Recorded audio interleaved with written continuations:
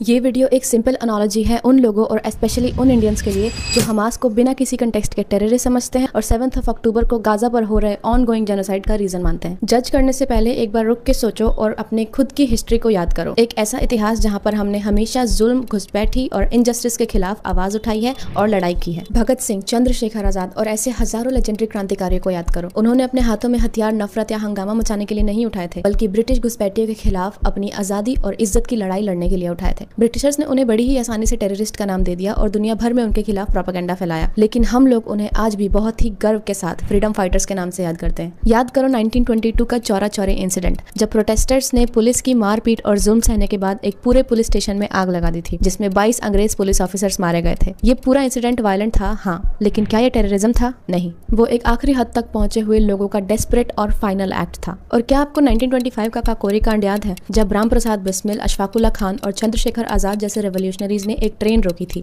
और उस ट्रेन में से ब्रिटिशर्स का ट्रेजरी फंड लूटकर अपनी आजादी की लड़ाई में इन्वेस्ट किया था। ब्रिटिशर्स ने इस इंसिडेंट को क्राइम का नाम दिया, लेकिन हमारे लिए ये एक हीरोइक रेजिस्टेंस थी। और अब पैलेस्तीन पर नजर डाल के देखो, पैलेस्तीनियंस को 75 ईयर्स से भी ज्यादा टाइम से ऑक्यूपेशन, जबरदस्ती की डिस्प्लेसमेंट, मिलिट्री अटैक्स और अपार्थाइड का सामना करना पड़ रहा है। गाजा पूरी तरीके से अंडर सीज है, यानी एक ऐसा ब्लॉकेट जिसमें लोगों से उनका खाना, पानी, दवा सब छीन लिया गया है। एक ऐसी पॉपुलेशन जहाँ की मेजॉरिटी वुमेन एंड चिल्ड्रन से फिल होती है, उन लोगों पर हमेशा बॉम्ब्स गिराए जाते हैं, उन्हें भूखा रखा जाता है और उनकी इंसानियत को हर रोज कुचला जाता है। एंड ये सब कुछ होता है in the name of security. और ऐसे ही कंटेक्स्ट में हमास का जन्म हुआ, घुसपैठ करने वालों के रूप में नहीं, बल्कि एक रेजिस्टेंस मूवमेंट के रूप में, जो इन जुल्मियों के ऊपर एक करारा जवाब था, बिल्कुल हमारे रेवोल्यूशनरीज की तरह। भगत सिंह एक लेजेंडरी फ्रीडम फाइटर थे, जिन्होंने अपने देश और अपने लोगों के लिए अपनी जान तक दे दी। लेकिन आज जब पैलेस्टीनियंस अपने लोगों और अपने देश के लिए अपनी आवाज उठाते हैं, तो उन्हें हमास टेररिस्ट का नाम दे दिया जाता है, जबकि जो उनका असल घुसपैठी है उसे सपोर्ट, फंडिंग, प्रोटेक्शन, सिक्योरिटी सब मिलती है वेस्ट और यूएस की तरफ से, जो सिर्फ उस रीजन की पावर और रिसोर्सेज को कंट्रोल करना चाहते हैं। जरा खुद से पूछो और सोच कर देखो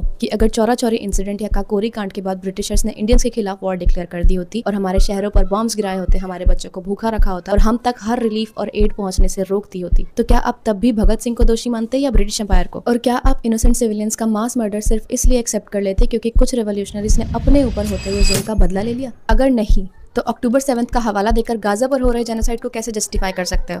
सच हमेशा की तरह कड़वा ही है। आपको हमास के सारे एक्शन से सहमत होना जरूरी नहीं है, लेकिन सिर्फ 7 अक्टूबर को ब्लेम करना और 75 ईयर्स के जुल्म को इग्नोर कर देना वैसा ही है जैसे आप काकोरी कांड को ब्लेम कर रहे हो और 200 साल की ब्रिटिश अट्रॉसिटीज को नजरअंदाज कर रहे हो। There are things and meanings that you have to clear in your mind कि रेजिस्टेंस टेररिज्म नहीं होती, लेकिन ऑक्यूपेशन होती है। और जेनोसाइड सेल्फ डिफेंस नहीं होता, बल्कि एक बहुत बड़ा जुर्म होता है। और जो भी लोग इस जुल्म पर खामोश रहते हैं वो न्यूट्रल नहीं होते, कॉम्प्लिसिट होते हैं। अगर आप इन बातों को समझ पाए हैं तो आगे शेयर जरूर करें, क्योंकि आवाज उठाना आज फर्ज बन चुका है।